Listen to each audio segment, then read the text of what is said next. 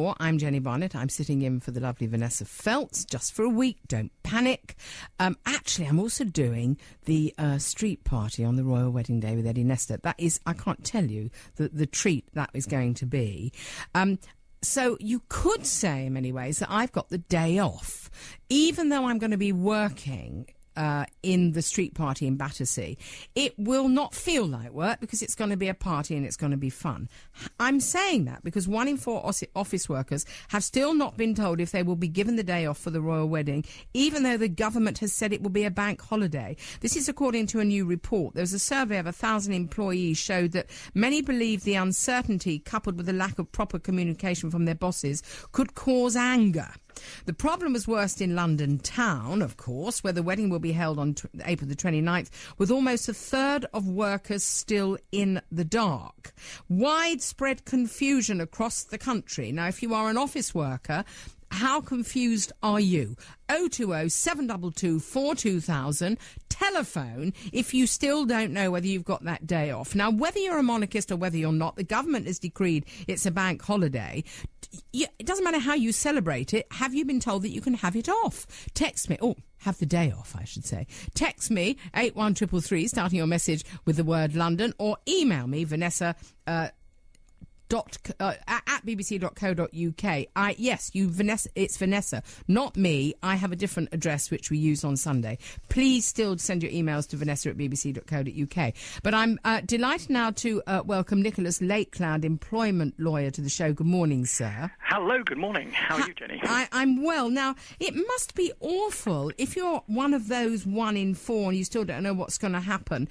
Isn't that fairly cruel by a management to do that to somebody? Well, I think not only is it, it's cruel, but it's also poor management, isn't it, really? I mean, for people not to know whether they're going to work a day, I mean, it causes uncertainty, and the good management would always tell you to just make it clear what people should and shouldn't do, give people boundaries, and then they know where they are.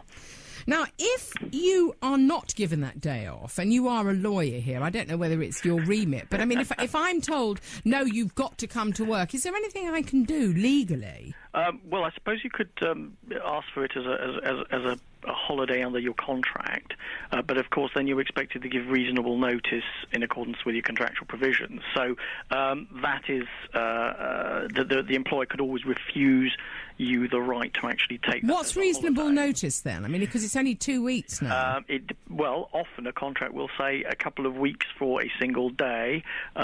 For 2 weeks in a row, then they'd ask for at least a month's notice. So that would enable an employer to actually plan the actual work that needs to be done and make sure everybody's not off at the same time. And those are typical contractual provisions found in employment contracts. So, Nicholas, if everybody has that off and these offices are, people are still going into work in these offices, do you think it could cause anger and resentment that everybody else is having a great time out there and these offices? It's very kind of Bob Cratchit and Scrooge, isn't it? Yes, I suppose it is, but there are certain essential jobs that need to be carried out. I mean, there are certain types of work that require somebody to cover it off. So that's why it's wrong for an employer not to have given a thought about it beforehand and not to have made their policy clear. Because, for example, if you're the type of business that's open 24 hours, 7 days a week, then you need to have rostered people in so as to be able to enable, to have the cover you need. So that's why I find it rather daft from a practical point of view not to have sorted that out. Well, no, I'm going to throw stuff at you. This is this is all very posh because I'm reading it. Now, there's a recruitment firm, Badenoch and Clark, yes, and its research showed there was widespread confusion across the country.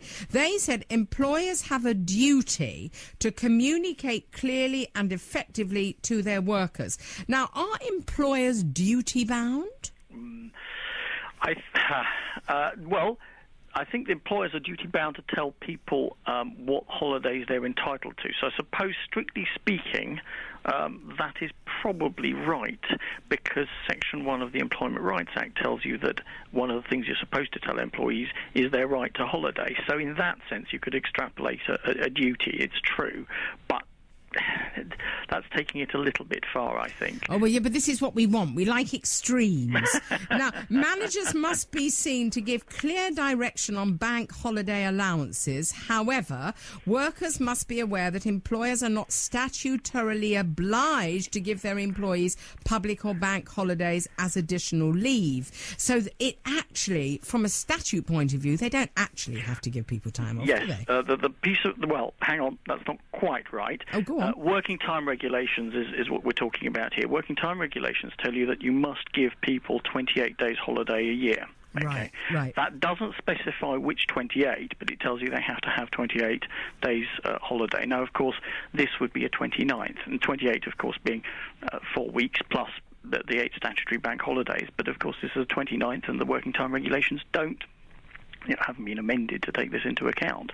So there's no piece of legislation that says you must give people an additional day's bank holiday off as holiday. Oh, gosh, your mind, Nicholas Lakeland. I mean, what do you do to take your mind off knowing things like that? Are you going to have the bank? Are you going to have the day off? Yes, I am. What are you going to do on that day? I think I'll watch it. I'll watch it on television, I think. Well, you see, it says here employers could consider allowing flexi working around the key parts of the day or permitting staff to watch the ceremony at work. And I think that'd be quite a good idea, actually. I don't see any reason why you couldn't do that. I mean, it's, again, being practical, and I think that it's great to come up with a legal theory, but you've got to be practical. How many people are going to have their mind on the job? That's the question I would have for an employer. Are people really going to be that interested in what they're doing? If you're not going to get a decent number of hours work out of someone, well, yeah, be sensible, work it out, work around it. Something alternatives. Something I could never be as sensible, but I have enjoyed hugely talking to you. Thank you so much, Nicholas Lakeland, employment lawyer.